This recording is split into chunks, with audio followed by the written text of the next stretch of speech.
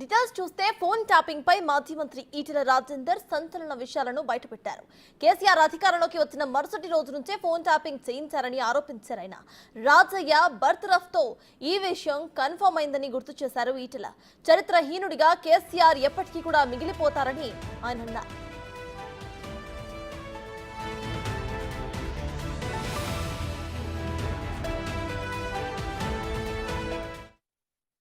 2014 నుంచి మొదలైంది. బాధ ఏంటంటే ఇవాళ కాదు, గవర్నమెంట్ వచ్చిన నెక్స్ట్ డే మంత్ నుంచే మొదలైంది. ఇలా రాజయ్య గారిని బర్తరఫ్ చేసినప్పుడు ఇదంతా తజ్జనమై జరిగినాయి. ఇవన్నీ ఎందుకు అంటే మాకంతా మొత్తం సమాచారం ఉంది, కథ ఉంది, కార్యక్రమం ఉంది అని చెప్పినప్పుడే మాకు అర్థమైపోయింది. అంతేకాదు, ఇంత బరిదిగించిన మాటలు అంటే ఈ అహంకారం ఎక్కువైపోతే ఎట్లుంటుందో మీకు తెలుసు కదా. నాన్న మొత్తం సమాచారం ఉంది, అందరి కదలికల మీద నిఘా ఉంది, మీ అందరి జీవితాలు ఆధారం ఉన్నాయి, మీ అందరి చరిత్ర ఆధారం ఉందన్న మాట మాట్లాడుతున్నట్టే అహంకారమే కదా అంటారు. ఇక ఇంకేముంటే చెప్పండి, ఇవన్నీ చేయకుండా ఎట్లా సాధ్యమైతే చెప్పండి. ఎస్పెషల్లీ పొలిటికల్ లీడర్ రెండు రకాల ఇబ్బందులు పెడతారు. ఒకటేమో ఆయన చుట్టూ ఉన్నటువంటి లీడర్షిప్ అంతా కూడా నిర్వీర్యం చేయడం, ఆయనకు ఉన్నటువంటి ప్రజా బలాన్ని కట్ చేయడం ఒక ఆస్పెక్ట్, అంటే ఐసోలేట్ చేయడం. రెండోది వీళ్ళు మళ్ళీ కోలుకోకుండా ఆర్థిక పరంగా దెబ్బతీయడం అనేటువంటి రెండో స్ట్రాటజీలో భాగం. ఇవన్నీ చేసిండ్రు. కాకపోతే నాకు ప్రజాక్షేత్రంలో ఇంత పలుకుబడి ఉంది కాబట్టి, ప్రజల బలం ఉంది కాబట్టి నేను ఎన్నెన్ని కష్టాలు పడ్డాను.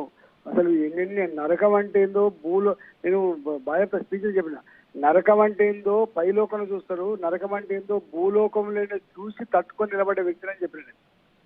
గంట ఇబ్బంది పెట్టిండ్రు. గోడౌన్ కాల్ చేయించింది. ఫర్ ఎగ్జాంపుల్ ఎంత అంటే నాది ఇల్లు ఉన్నది యాంజాల్లో, ఆ పక్క గోడౌన్స్ ఉన్నాయి. నాకు ₹1,00,000 10-12 లక్షల రూపాయలు కిరాయి వచ్చేది. 10-12 లక్షల కిరాయి వచ్చేదాన్ని టక్కన తెల్లారే బంద్ చేయించినది. నేను ఎప్పుడో 2004లో 2003లో ఏ కిరాయికి అయితే ఇచ్చాను బెవరేజ్ కార్పొరేషన్కి గోడౌన్స్, ఆ రెంట్ కూడా పెద్ద ఎక్కువేమి ఉండదు. బయట కంపెనీలకు ఇచ్చుకుంటే ఎక్కువ రెంట్ వచ్చినప్పుడు కూడా గవర్నమెంట్ ఉంటే ఎవ్రీ మంత్ వస్తుందా అని చెప్పి ఇస్తే 2004-05లో కిరాయికి ఇచ్చినటువంటి గోడౌన్స్ నన్ను బర్తరఫ్ చేసిన తర్వాత వీడు ఆర్థికంగా గిలగిల కొట్టుకోవాలని చెప్పి నా గోడౌన్స్ కాల్ చేయించి నేను మా భూములు ఎవరు కొనకుండా, మా జాగాలు ఎవరు కొనకుండా, మాకెవరైనా అప్పులు ఇచ్చిన ఉంటే మళ్ళీ మీద పడి అయ్యేటట్టుగా మొత్తం డబ్బు సాటింపు చేసిండు. ఓ కలెక్టర్ల కమిటీ అనేసి ఆ కలెక్టర్ల కమిటీని మొత్తం ఊళ్ళో పొట్టి నా జాగాలు ఎక్కడెక్కడ తిరుగుడు. ఇప్పుడు 20 ఏళ్ళు నేను ఉన్నా ఆ పార్టీలో, 20 ఏళ్ళు నేను గొప్ప ఉన్నట్లయితే ఒక్కరోజే నేను ఎట్లా చెడ్డ చెప్పండి. అందుకని సమాజం ఎప్పుడు కూడా ఇట్లాంటి అహంకారపూరితమైన ఇట్లాంటి అప్రజాస్వామికమైనటువంటి నియంతృత్వ పోకుండా ఎవరు చేస్తారో వాళ్ళకు తప్పకుండా కాలగర్భంలో కలుస్తారు తప్ప చరిత్ర హీనులుగా మిగిలిపోతారు తప్ప వాళ్ళు చరిత్ర గొప్ప వాళ్ళుగా ఉండరు, గుర్తుపెట్టుకోండి.